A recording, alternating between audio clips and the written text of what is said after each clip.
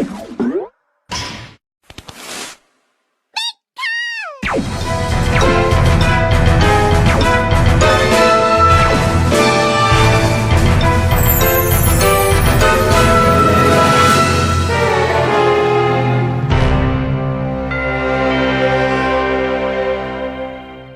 की सारी army Belmont kingdom की वहाँ से जा चुकी थी और जैसे ऐश अंदर जाता है वो देखता है कई सारी लाशों को, यानी कि कई सारे गॉब्लिन, कई सारे ओगर्स सभी मर चुके थे। और जब ऐश को ये पता चलता है कि शियोन और शीजू भी डेड हो चुके हैं, उसकी इतनी ज़्यादा एंगर बाहर आती है कि ऐश की शैडो मुना की पावर उसी के ऊपर हावी होने लगती है। लेकिन ग्रेट सेज उसे कंट्रोल में ले आते हैं एंड जिसके बाद ऐश बोलता है मैं क्या करूँ, मैंने ये नहीं सोचा था, मेरी एक गलती की वजह से ये सब हो जाएगा।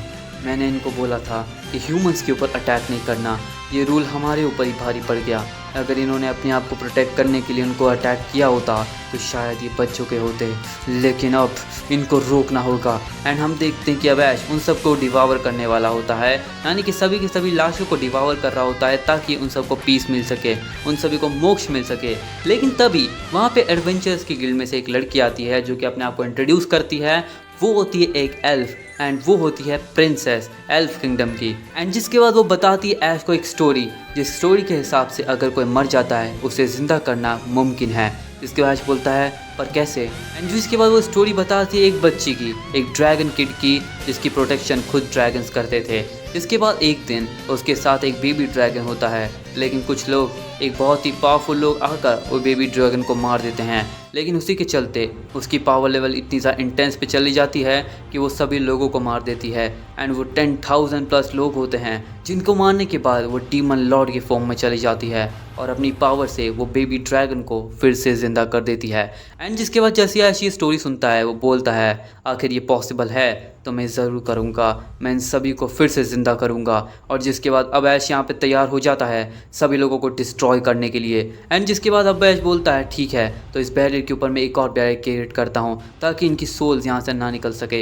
एंड जिसके बाद ऐश अपनी पावर से वहाँ पे एक और बैरियर क्रिएट कर देता है। और जिसके बाद ऐश को पता चलता है कि क्लेमन ने वापस से उन सेना को, बेलमोंट के किंगडम की सभी सेना यानी कि आर्मी फिर से अटैक करने आ रही है टेम्पेस्ट के ऊपर। एंड जिसके बाद ऐश को जैसे ये पता चलता है ऐश बोलता है ग्रेट सेज आखिर वो कितने लोग हैं। जिसके अब ग्रेट सेज बताते हैं तुम्हारा काम हो जाएगा ऐश, वो 20,000 प्लस हैं। जिसके बाद ऐश बोलता है ठीक है फिर तो उन्हें मैं दिखाता हूँ कि ऑरा अबव 9,000 क्या होता है। एंड जिसके बाद हम देखते हैं कि ऐश उड़ते हुए जाता है और उन सभी को एक एक करके मार देता है। ऐश इस्तेमाल करता है अपनी पावर का, शैडो मुना की एबिलिटी का, और अपनी पावर से वो उन सभी को डिस्ट्रॉय कर देता है और ऑलमोस्ट 20,000 आर्मी को डिस्ट्रॉय कर देता है ह्यूमंस की, जो कि बेलमोंट के किंगडम से आए होते हैं। एंड जिसके बाद ऐश उन सभी को मारने के बाद उन सभी की सोल को अपने अंदर ले लेता है, अपनी बॉडी के अंदर। वो सभी सेक्रीफाइस होते हैं डीमन लॉर्ड की फॉर्म में जाने के लिए। एंड जिसके बाद ऐश उन सभी को मारने के बाद चला जाता है डीमन लॉर्ड के फॉर्म के अंदर। ऐश अचानक से स्लाइम फॉर्म में वापस आ जाता है और ऐश काफ़ी ज़्यादा अनईजी फील करने लगता है। एंड अचानक से ऐश समन करता है कुछ और डीमंस को एंड उनको ऑर्डर देता है कि जितने भी और लोग बचे हैं उन सबको मार दे। एंड जिसके बाद वो सभी उनका आदेश पूरा करते हैं। जिसके बाद ऐश यहाँ पे चला जाता है फिर से अपने टेम्पस के अंदर। एंड जिसके बाद ऐश सभी लोगों के सामने होता है, सभी लोग उसके सामने होते हैं और देख रहे होते हैं ऐश को डीमन लॉर्ड में फॉर्म होते हुए। ऐश अपनी पावर को एक जगह इकट्ठा करता है और अचानक से ऐश अपने आप को अवेकन कर लेता है डीमन लॉर्ड के फॉर्म के अंदर। और जिसके बाद यहाँ पे ऐश बन चुका था एक डीमन लॉर्ड। डीमन लॉर्ड बनने के बाद अब ऐश तैयार हो जाता है, लेकिन इस समय ऐश अपने कंट्रोल में नहीं होता। ग्रेट सेज ऐश को संभाल रहे होते हैं जो कि अब मेल से फीमेल बन जाते हैं। आई मीन अब वो राफायल बन जाते हैं, ग्रेट सेज से राफायल। एंड जैसे ये नाम ऐश को पता चलता है बोलते हैं Rafael, nice name great sage, okay Rafael, तो हमें अपना काम आगे बढ़ाना चाहिए। और हम देखते हैं कि अब ऐश का जो डीमन ऐश ने भेजा था वो बचे हुए लोगों को ऐश को सामने लाता है और उसके सामने उन सभी को मार देता है। एंड जिसके बाद उनकी सोल भी ऐश के अंदर चली जाती है। एंड जिसके बाद ऐश बोलता है ठीक है तो इन सबको ज़िंदा करने का टाइम आ चुका है। एंड जिसके बाद ऐश बोलता है ठीक है राफायल मुझे क्या करना चाहिए। राफायल बोलती है ऐश तुम्हें अपने डीमन लॉर्ड की पावर का इस्तेमाल से री लाइफ का इस्तेमाल करना होगा। एंड जिसके बाद ऐश री लाइफ का इस्तेमाल करता है और सभी लोगों को फिर से ज़िंदा कर देता है, यानी शियोन, सीजू और साथ में जितने भी गॉब्लिन्स मरे थे उन सभी को ऐश अपने डीमन लॉर्ड की पावर से फिर से ज़िंदा कर देता है। और ये देखकर सभी लोग काफ़ी ज़्यादा खुश हो जाते हैं। अब यहाँ पे नोटिस करने वाली बात यह है कि अब ऐश के साथ राफायल आ चुकी है, जो कि एक अलग ही फॉर्म ले चुकी होती है। ग्रेट सेज से ज़्यादा इवॉल्व हो चुकी थी राफायल के अंदर और भी ज़्यादा स्मार्ट बन जाती है। एंड जिसके बाद ऐश उसे टीज कर रहा होता है कि क्या तुम सच में बहुत ज़्यादा स्मार्ट बन चुकी हो पहले से। जिसके बाद राफायल बोलती है नहीं नहीं, मैं पहले की तरह ही हूँ, ये तुम्हारा वहम है। एंड जिसके बाद हम देखते हैं वो जो डीमन होता है अब वो ऐश के आसपास घूमने लगता है। जिसके बाद ऐश उसे नाम देता है, वो ऐश उसे नाम देता है डियाब्लो। इसके बाद सबसे पहले तो ऐश उसे नोटिस नहीं कर पा रहा होता, वो बोलता है कि आखिर ये कौन है। एंड जिसके बाद वो बहुत ज़्यादा शॉक हो जाता है, वो बोलता है मास्टर आप ही ने तो मुझे समन किया था। एंड जिसके बाद बोलता है ओके ओके याद आया, तो तुम्हारा नाम आज से डियाब्लो होगा। एंड जिसके बाद जैसे ऐश उसे नाम देता है ऐश फिर से 3 दिन की नींद में चला जाता है, क्योंकि वो डीमन नहीं था, वो होता है स्ट्रॉन्गेस्ट ऑफ ऑल, वो होता है एक डीमन लॉर्ड से भी ज़्यादा ताकतवर डीमन।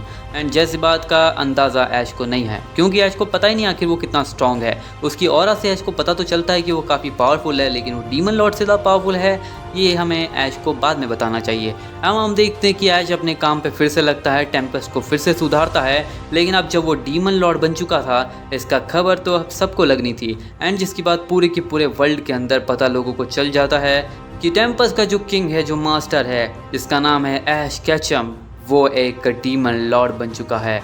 एंड जिसके बाद अब ऐश सीधा सभी वर्ल्ड को चैलेंज कर देता है एक तरीके से, क्योंकि अब वो डीमन लॉर्ड बन चुका है तो सभी लोग ऐश के सामने खिलाफ तैयार होंगे, उसको एक्सेप्ट तो नहीं करेंगे इजीली। एंड इसी वजह से ऐश तैयार हो जाता है एक बैंक्वेट में जाने के लिए, जो कि डीमन लॉर्ड्स के बीच होता है। ये बैंक्वेट होता है जहाँ पे सभी डीमन लॉर्ड्स आते हैं, एक जगह इकट्ठा होते हैं, बातें करते हैं। एंड काफ़ी इन्फॉर्मेशन थी, लेकिन क्लेमन ने इस बार ये बैंक्वेट रखा था। एंड जिसके बाद इसको जैसे ही पता चलता है कि क्लेमन इस बैंक्वेट में आने वाला है, जिसने कि सब षड्यंत्र रचा था पूरी दुनिया को खतरे में डालने का, टेम्पेस्ट को खतरे में डालने का, तो ऐश बोलता है ठीक है मैं वहाँ पर जाने वाला हूँ, मैं जाऊँगा अपने रंगा के साथ। एंड जिसके बाद जब भी मुझे ज़रूरत होगी तो मैं दूसरे को बुला लूँगा, यानी कि वेल्डोरा को, क्योंकि ऐश वेल्डोरा को आज़ाद कर देता है। ऐश वेल्डोरा की केव में वापस जाता है एक दिन पहले। एंड जिसके बाद ऐश अपनी पावर से एक बॉडी डबल बनाता है। एंड जिसके बाद वो वेल्डोरा को अपनी बॉडी डबल के अंदर एंटर करा देता है और वेल्डोरा एक ह्यूमन फॉर्म ले लेता है। अब वेल्डोरा की पावर तो काफ़ी इंटेंस थी। एंड जिसके बाद ऐश बोलता है वेल्डोरा अपनी पावर को सरप्रेस करो, एंड हम जाने वाले हैं टेम्पेस्ट के अंदर। अब जब वेल्डोरा ने सब कुछ देख ही रखा था पहले से, तो वेल्डोरा बोलता है ओके बेस्ट बडी। एंड जिसके बाद ऐश वेल्डोरा को इंट्रोड्यूस करता है टेम्पेस्ट को। एंड टेम्पेस्ट के सभी मॉन्स्टर काफ़ी हैरान हो जाते हैं, क्योंकि जूरा किंगडम का प्रोटेक्शन करने वाला पहला जो मॉन्स्टर था, यानी कि वेल्डोरा, अब वो वापस आ चुका है। एंड जिसके बाद उन्हें जब पता चलता है कि वेल्डोरा और ऐश दोस्त हैं, बेस्ट बडीज हैं, तब तो वो लोग काफ़ी ज़्यादा शॉक हो जाते हैं। वो लोग सोचने लगते हैं कि आखिर ऐश कैचम हमारे मास्टर इतने ज़्यादा पावरफुल कैसे हो सकते हैं, जो कि वेल्डोरा के दोस्त हैं और वेल्डोरा उनकी बातें मान रहा है। एंड जिसके बाद अब ऐश यहाँ पे वेल्डोरा के साथ आगे जाने का प्लान करता है, सीधा टेम्पेस्ट से डीमन लॉर्ड के बैंक्वेट के अंदर। अब यहाँ पे ये बैंक्वेट जो भी होने वाला था ये काफ़ी इंटेंस लेवल पे होने वाला है, क्योंकि यहाँ पे फाइट नहीं होने वाली, यहाँ पे बातचीत होने वाली है। लेकिन बातचीत को फाइट में बदलते टाइम नहीं लगता ना दोस्तों। ऐश जाता है सीधा बैंक्वेट के लिए, एंड एक के बाद एक वहाँ पे सभी डीमन लॉर्ड्स की एंट्री होती है।